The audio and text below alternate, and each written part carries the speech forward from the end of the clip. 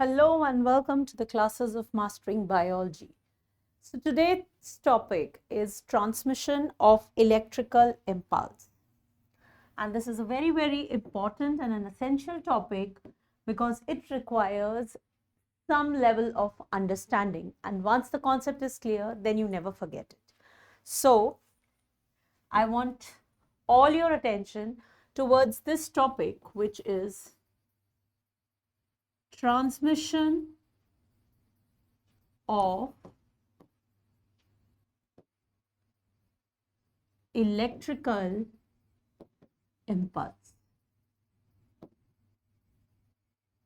So I've already explained you the structure of the neuron or the nerve cell, which carries the information from sense organs in the form of electrical impulse. This is then analyzed by the nervous system and a response is generated so that the particular muscle or the particular gland can act accordingly. Right. So how does this transmission of electrical impulse take place? To have a better understanding of this topic, let us first understand how the neurons are placed. All right. So yes, that's a very important point because the placing of neurons definitely play a very important role. When I was explaining, now I'll not draw the structure of neuron in detail, but when I was explaining you this structure of neuron, I have already told you that it is the dendrites and dendrons which receive the impulse. So impulse is received by the dendrites and the dendrons. This impulse is carried towards the cyton and then it is carried away from the cyton through the axon. This impulse reaches to the axonal ends where you already know the synaptic knobs are present.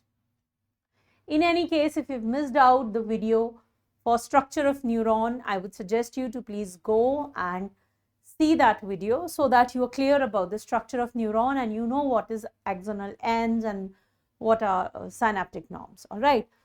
So let's continue. So this is first neuron. This is neuron number 1, which is placed like this. The impulse has been received by the dendrites of the first neuron.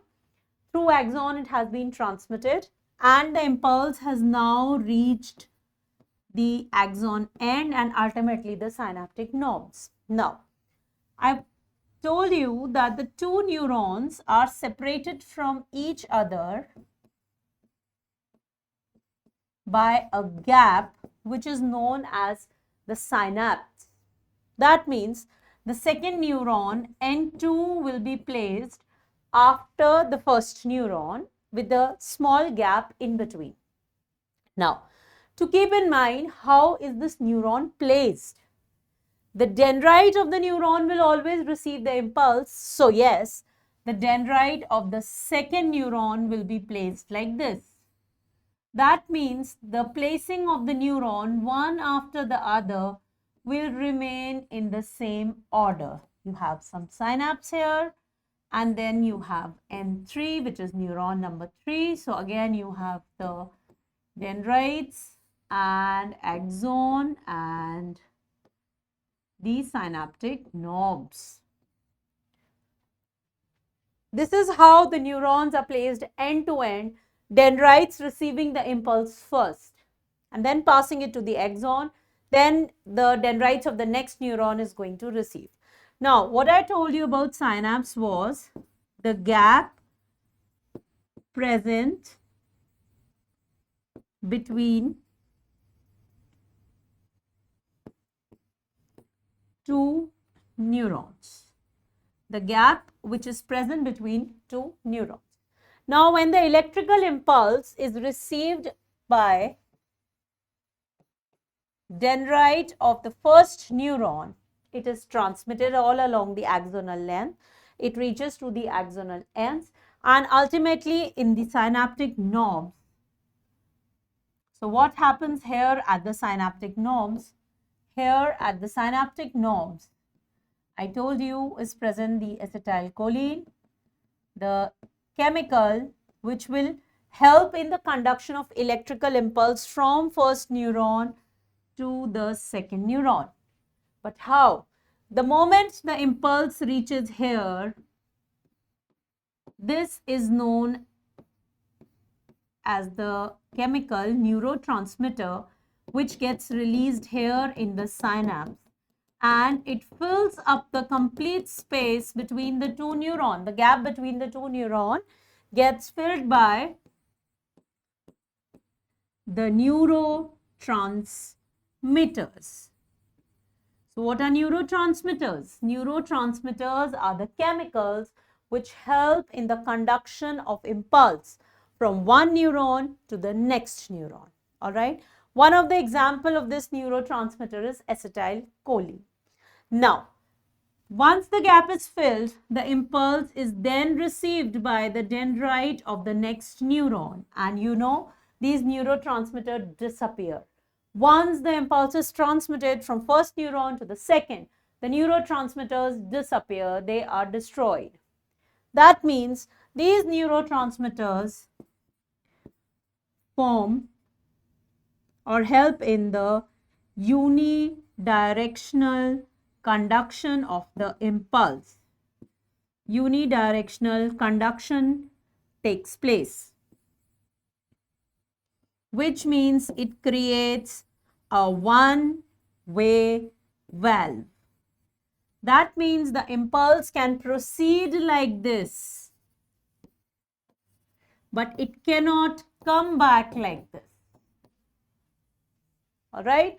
So it will always go in a progressive manner from dendrites to axonal ends received by dendrites of the next neuron.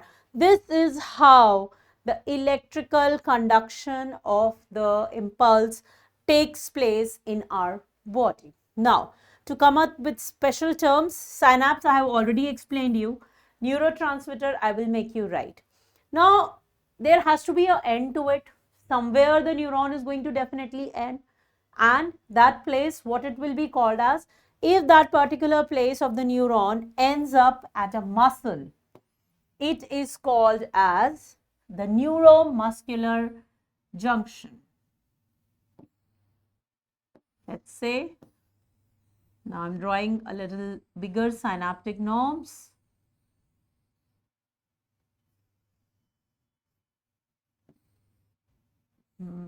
Like this. So you have synaptic knobs, and here is the muscle cell.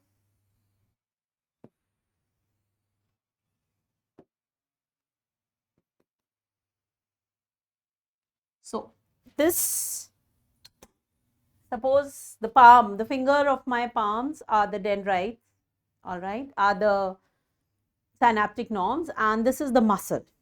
So it will come and end up like this.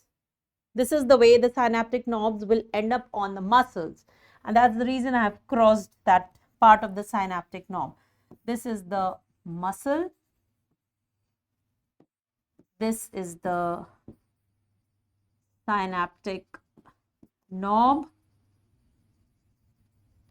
and this place where it is attached, this is called as the neuromuscular junction. So if it is asked what is a neuromuscular junction, the neuromuscular junction is the place where neurons are attached to the muscles.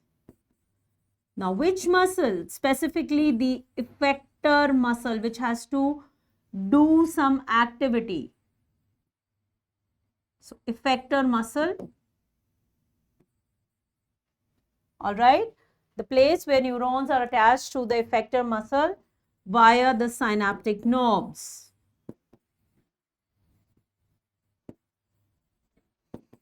This is called as the neuromuscular junction. All right. So it can also be a gland. It can also be effector muscle. This is the ultimate place where the impulse that was received and it was analyzed and the message was generated, and the response has to be shown here by the muscle in the form of contraction, or if it is a gland, it has to release some secretion, right?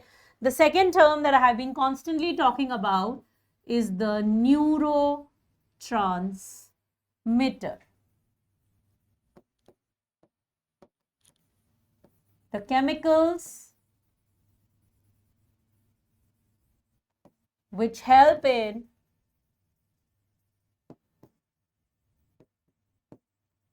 conduction of impulse from one neuron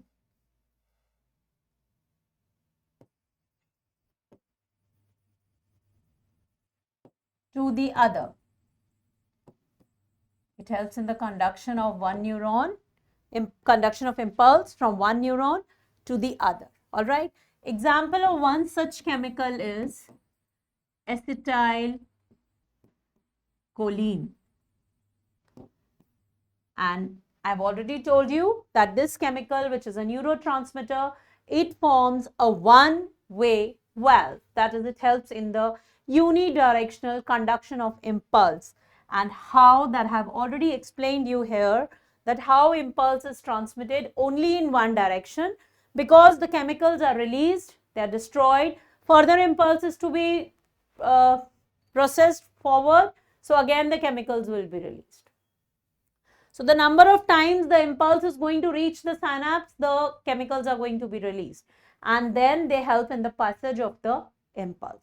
So this is how you should know that how does the electrical conduction of impulse takes place. All right. So I hope you're clear with this topic of conduction of electrical impulse, the transmission of electrical impulse, though it has the terms are very important, and you have to keep in mind the entire process, because this can be asked as a 3-marker question.